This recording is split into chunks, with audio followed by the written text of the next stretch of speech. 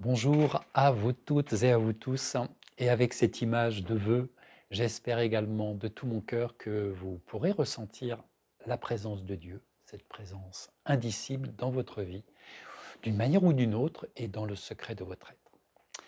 Nous poursuivons donc sur le sujet de Dieu, cette image du bien. Tout a l'air merveilleux.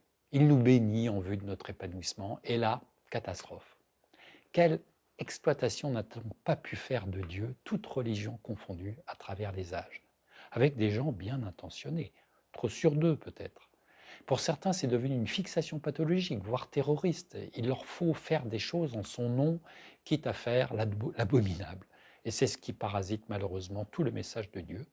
Car l'homme, nous le constatons, lorsqu'il s'appuie sur sa propre sagesse, sa prétention à avoir tout compris, ne fait trop souvent que salir ou dénaturer les enseignements du divin.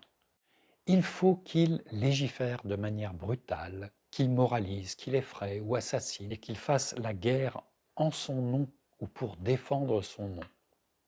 Quelle folie! Le Christ, lui, ne nous demandera qu'une seule chose en son nom, c'est de prier. Lorsque nous prions, si nous demeurons dans ses paroles et que nous pardonnons à ceux qui nous ont offensés, eh bien, quoi que nous demandions en son nom, il nous l'accordera, nous dit-il.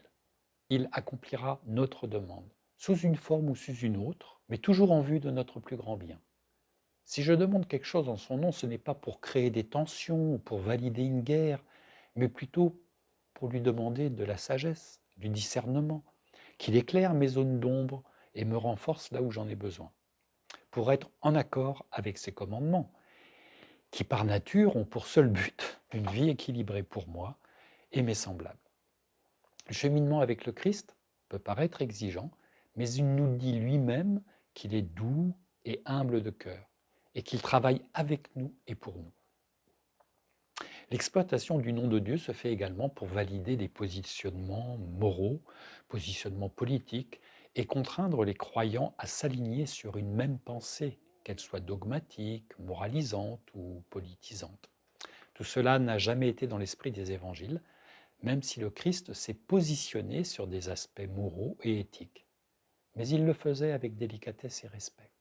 C'est ce que l'on ressent par exemple dans l'épisode dans lequel il a géré la présentation de la femme adultère.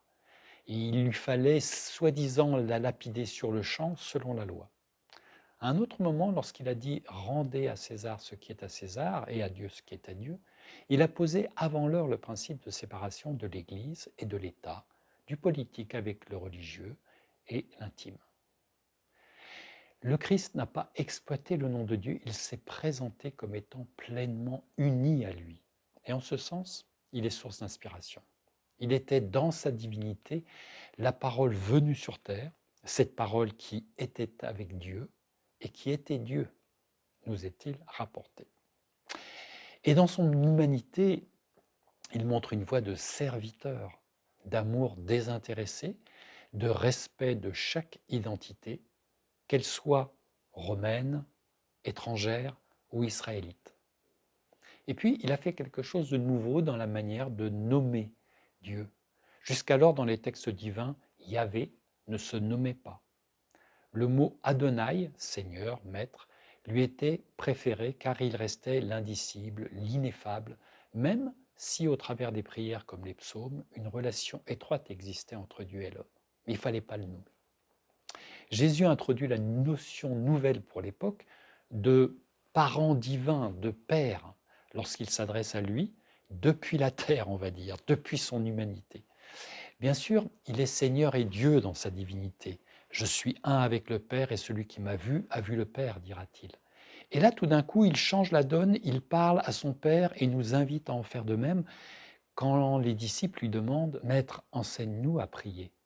Et là, il leur dit « Quand vous priez, dites « Père, que ton nom soit sanctifié, que ton règne vienne, etc. » Père.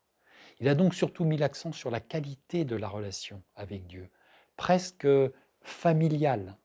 Pourquoi donc? Quand j'étais plus jeune, ce qui me venait spontanément à l'esprit, c'était « Et la mère dans tout ça, quelle est sa place ?» On ne parlait pas autant du genre et de la parité, mais j'aimais beaucoup, et j'aime toujours, la nature et ses éléments. Et puis il y avait la Terre, Gaïa, avec cette symbolique de la mère divine. Et je m'intéressais aussi à la médecine traditionnelle chinoise, et à ce moment-là, le chamanisme, voire le shintoïsme, attisait davantage mon intérêt et ma curiosité. J'avais donc en moi-même cette réflexion autour de la Bible, et la mère dans tout cela, où est-elle?